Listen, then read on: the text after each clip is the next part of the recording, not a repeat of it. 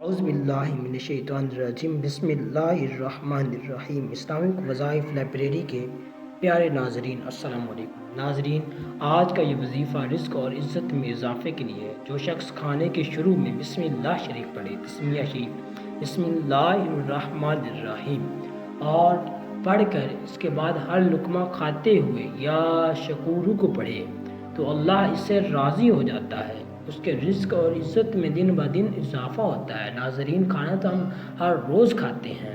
ناظرین، ہر لقمے پر یا شکورو کو پڑھیں اور کھانا شروع کرنے سے پہلے بسم اللہ الرحمن الرحیم کو پڑھیں۔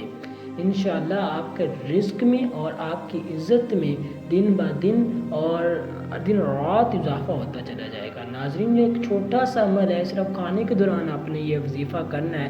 انشاءاللہ اس عمل کے ذریعے آپ کی زندگی بدل جائے گی اور آپ کے رزق اور عزت میں بے پناہ اضافہ ہوگا، اور اللہ پاک آپ کو غیب سے رزق عطا فرمائے گا، اور اللہ پاک آپ کو بے انتہا عزت اور لوگوں میں ایک خاص مقام عطا فرمائے گا۔ ناظرین، کھانا تو ہم سب کھاتے ہیں۔ ناظرین، یہ عمل کر لیں، آپ کی زندگی آسان ہو جائے گی۔